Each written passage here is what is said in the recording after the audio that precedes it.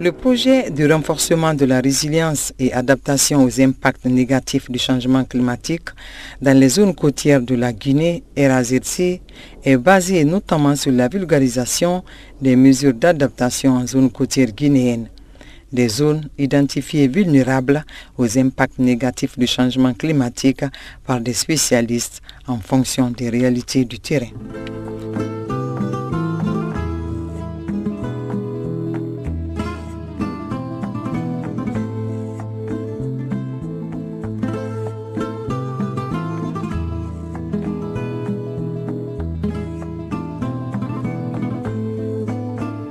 À partir du constat sur le changement climatique, cette zone a été répertoriée comme l'une des zones les plus sensibles, les plus vulnérables face à l'élévation du niveau de la mer et face au déversement des eaux de mer.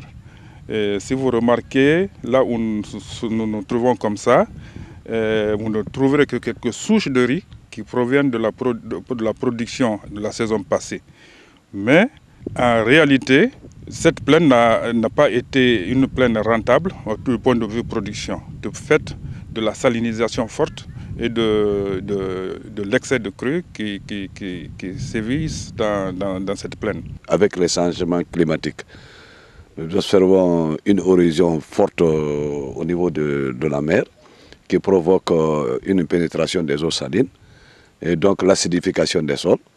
Donc les paysans ont graduellement abandonné les terres qu'ils cultivaient avant et cela crée énormément de problèmes. Donc comme notre projet évolue dans les 4 sites, à savoir Kabaka, Kakosa, Koba et Kito, on s'est dit qu'à Koba, nous allons essayer de voir dans la mesure de nos possibilités quels sont les terrains que nous pouvons aménager afin de restaurer ces périmètres rizicoles-là aux paysans pour qu'ils puissent continuer, n'est-ce pas, à travailler. Souvent, l'eau de mer déborde.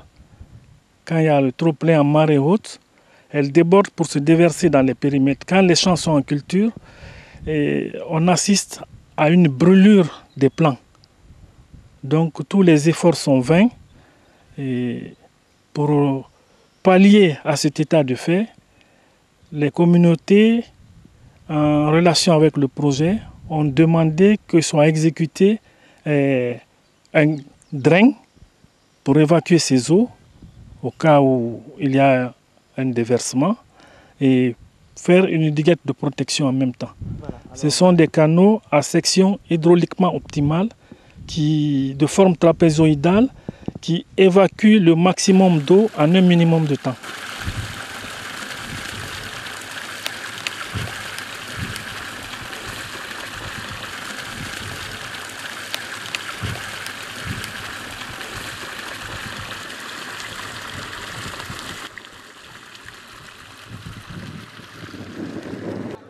Pour une population de plus de 11 millions de personnes, ce sont plus de la moitié des citoyens qui subissent les effets négatifs du changement climatique, notamment en zone côtière. Nous sommes des cultivateurs. On ne touche pas les forêts. Ce sont plus de 400 personnes qui travaillent sur ce périmètre. La préservation de ce domaine agricole de Kitakata va améliorer les conditions de vie des paysans et augmente leur rendement. Nous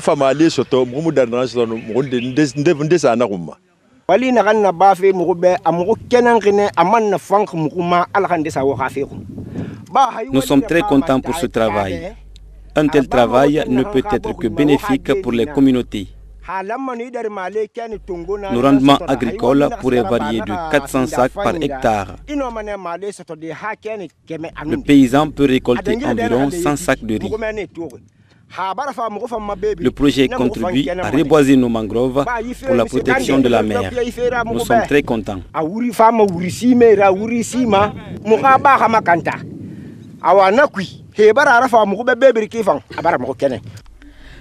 Nous sommes sur le site de Kitikata, dans la sous-préfecture de Koba, préfecture de Bofa, au nord de la Guinée.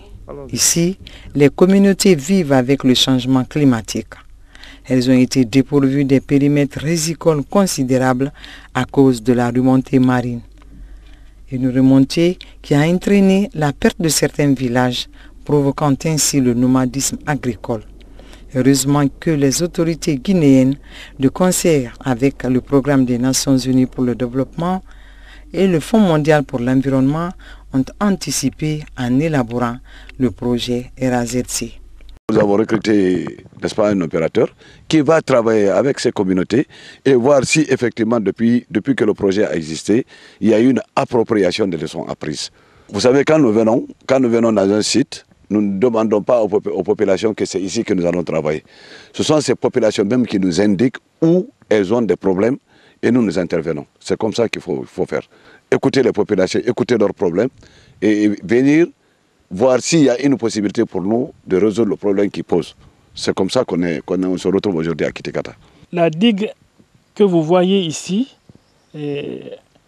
a été anciennement réalisée par les populations, mais puisqu'elles n'avaient pas la technique de mise en œuvre, il leur a manqué de présenter une riz-berme qui soutient l'ossature de la digue pour éviter les éboulements. Donc, nous venons là pour les apprendre désormais à réaliser les populations elles-mêmes ces différents ouvrages pour qu'elles soient fiables dans le temps. Quand c'est fait avec les riz-bermes, ça peut durer 40 à 50 ans. Ce projet est dédié pour non seulement des activités d'information, de sensibilisation, des activités de démonstration, c'est-à-dire qu'il faut reboiser la zone côtière, la ceinture verte qui était là, qui a disparu, qui accentue l'avancée, l'assaut des vagues sur les plaines, la mangrove. Il faut reconstituer cette mangrove. Il faut essayer de relever le niveau des digues, des diguettes, pour que les surcotes n'arrivent pas à inonder les plaines rizicoles. Il faut l'introduction des technologies modernes. Si d'habitude les gens exploitent le bois de mangrove pour l'extraction du sel, pour obtenir 1 kg de sel par exemple, ils utilisent plus de 3,5 kg de bois pour avoir 1 kg de sel. Il s'agit d'introduire de nouvelles techniques, c'est le sel solaire, l'extraction du sel à partir de l'énergie solaire. Notre pays est abondant, la richesse en énergie solaire est très abondante. Cela permettrait d'économiser des tonnages de bois qui sont utilisés pour l'extraction du sel. Le fumage de poisson aussi est une activité qui utilise beaucoup de bois. Il s'agit aussi de faire des séchoirs, des fumoirs améliorés, des séchoirs de poissons pour que cette activité aussi qui a l'impact sur la mangrove soit atténuée. Nous avons beaucoup d'autres activités qui ont un impact sur la mangrove. Il s'agit d'atténuer l'impact de ces facteurs-là pour que la mangrove serve de barrière contre l'assaut des vagues sur les plaines côtières et sur les infrastructures côtières en général. Donc ça donne non seulement la résistance à l'ouvrage, mais quand il y a éboulement également, au lieu que ça ne parte dans le fossé, ça reste sur la riz-berme, on peut reprendre et reposer dessus. Donc on a ici formé le premier profil en travers. Le piquet d'axe sert à projeter les profils en long. Donc sur chaque longueur qu'on aura à définir, on mettra un profil en travers.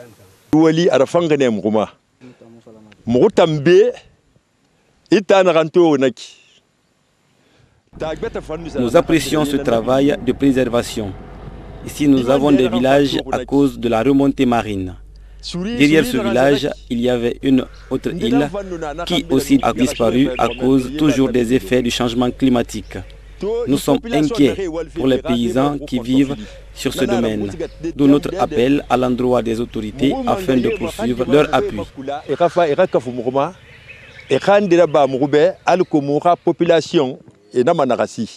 Au-delà de la ligne côtière que nous voyons, jusqu'à 800 mètres, c'est jusqu'à 800 mètres en profondeur de la mer actuelle que se trouvait le rivage. Et il y avait un village là-bas. Hein? Mais avec les changements climatiques, l'élévation du niveau de la mer et puis la persistance des vents violents et des marées hautes, l'érosion a continué et le village a fini par disparaître. Et aujourd'hui, on est à ce niveau, vous avez vu, et graduellement, ça ne fait que venir. Maintenant, nous, on s'était battus ici un moment parce qu'on avait planté n'est-ce pas, beaucoup d'espèces de mangroves ici pour pouvoir contrer, n'est-ce pas, l'avancée de la mer. Dans certaines parties, ça a très bien réussi. Dans d'autres parties, ça a relativement moins réussi parce qu'il y a eu des infiltrations d'eau. Forte infiltration pendant les grandes marées là, il y a eu des infiltrations d'eau, donc ça a un peu compromis ces parties-là que nous voulons encore restaurer cette année, Inch'Allah. Le projet renforcement de la résilience et adaptation de la zone côtière au changement climatique est un des projets identifiés par le plan national d'action d'adaptation, le PANA. Donc c'est un projet qui a été identifié comme projet prioritaire compte tenu de l'impact du changement climatique. Ce changement climatique aura comme impact la fonte des glaciers et l'élévation de la température de surface de la mer. Ça va provoquer une élévation du niveau de la mer. Les projections des scientifiques montrent que le niveau de la mer pourrait augmenter en zone côtière guinéenne de près de 80 cm d'ici l'an 2100. Cette augmentation du niveau de la mer aura des impacts sur les infrastructures côtières, que ce soit les industries, que ce soit les installations hôtelières, que ce soit les facteurs, les paramètres agricoles. Nous savons que la zone côtière, nous avons près de 150 000 hectares de plaine risicole qui emploie plus de 3 millions de populations paysannes. Si des dispositions ne sont pas prises, si ces zones agricoles sont inondées, nous aurons des grands problèmes sociaux parce que plus de 300 000 personnes qui travaillent sur ces terres se retrouveront sans emploi.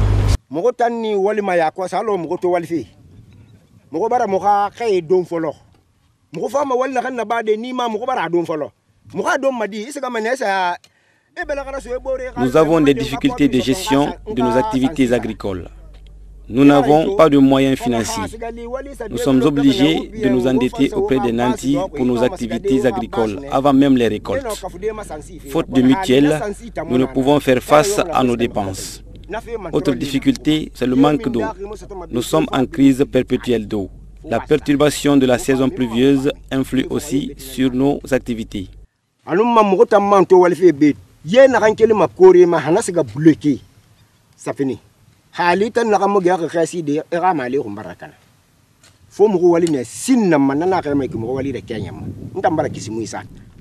fait, qu'en est-il du projet de renforcement de la résilience et adaptation aux effets négatifs du changement climatique en zone côtière vulnérable de la Guinée?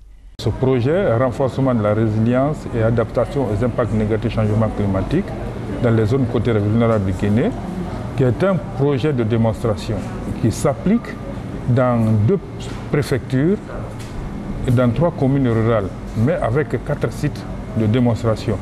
Il s'agit de sites pour la préfecture de Forcaria, le site pilote des communes rurales de Kabak et de l'île Kakossa, et pour la préfecture de Bofa, le site pilote de Koba et le site pilote de Quito. Ce projet est un projet novateur pour ces communautés. Partout où ce projet est intervenu, que ce soit à Kabak, à Kakossa, à Koba ou à Quito, les communautés ne font que demander l'appui de ce projet. Et puisque ces activités sont des activités de démonstration, c'est des activités qui sont toujours réclamées, des activités d'adaptation. Donc, ces communautés ne pouvaient pas supporter, mais ont reçu un appui de projet pour s'adapter aux nouvelles conditionnalités climatiques, soit pour contrer l'élévation du niveau de la mer, soit pour atténuer les émissions de gaz à effet de serre. S'adapter aux nouvelles conditionnalités climatiques, ça c'est en réaménageant ou en réhabilitant des périmètres rizicoles abandonnés, vulnérables, et par le renforcement des diguettes de protection des périmètres rizicoles dégradés. À ce jour, 2150 hectares de plaines rizicoles menacées sont réhabilités et protégés contre l'élévation du niveau de la mer et l'inondation sous l'effet du changement climatique à Kabak, Kakossa, Koba et Quito, du nord au sud de la Guinée. La récupération de ces périmètres dégradés a permis aux communautés agricoles d'augmenter la productivité des casiers rizicoles passant ainsi de 600 à 2400 kg en moyenne à l'hectare.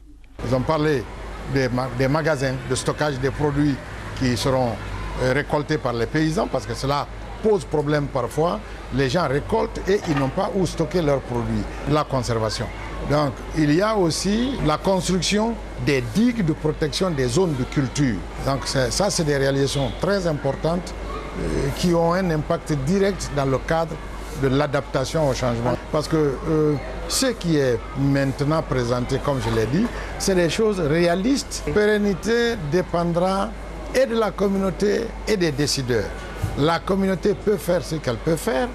Les décideurs doivent faire ce qu'ils doivent faire. Parce que, comme je l'ai dit tout à l'heure, les choses ne peuvent être pérennisées que si on peut faire l'entretien, que si on peut réparer dès que des défaillances se présentent. Mais si on ne peut pas faire ça, la chose ne sera pas pérenne. Et ce sera malheureux parce que les paysans ont besoin de ces réalisations-là. Les activités du projet Résilience au changement climatique sont une activité importante du CRESCOR, en ce sens que le CRESCOR appuie la recherche en matière de changement climatique à travers l'école doctorale. Des thèmes importants de recherche scientifique ont été élaborés et validés par le Conseil scientifique de l'école doctorale en sa session du 2 juin 2015 et en la session du 2 février 2015 aussi pour le CRESCOR en entier. Les thèmes concernent généralement l'impact négatif et la proportion de l'activité des femmes dans la gestion des conséquences néfastes du changement climatique sur le littoral. Parce que notre école doctorale a pour thème l'océanographie et les environnements marins et côtiers. Les femmes font beaucoup de choses, mais qui ne sont pas toujours présentées à leur place. C'est pour cette raison que des thèmes précis ont été validés pour ça. Premièrement. Deuxièmement, le CRESCOR est une institution de recherche scientifique, donc qui est là pour avertir, une institution de veille scientifique pour les problèmes comme le tremblement de terre, les prétendus, les secousses telluriques et que sais-je encore. Le ministère de l'Environnement pourrait orienter toutes les rencontres du comité de pilotage et de l'environnement en général au CRESCOR. C'est un souhait.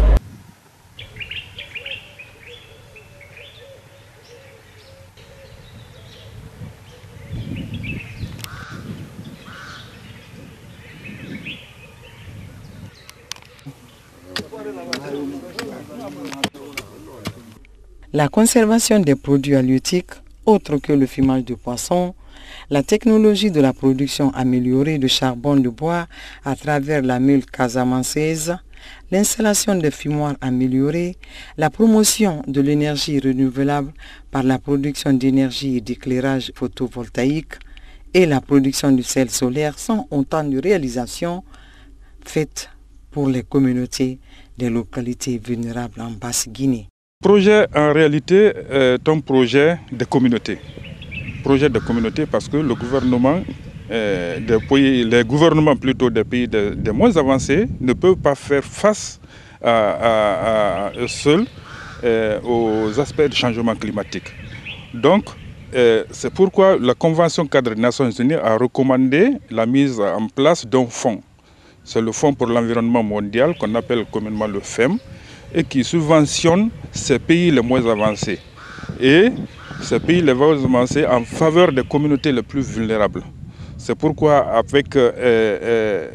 dans l'application du plan d'action national d'adaptation au changement climatique de la Guinée, ce projet a été le premier projet à être financé. Le projet a été premier financé parce que il y a eu l'élévation du niveau de la mer, la perturbation climatique, l'élévation de la température et la hausse des phénomènes extrêmes, comme vous le constatez actuellement.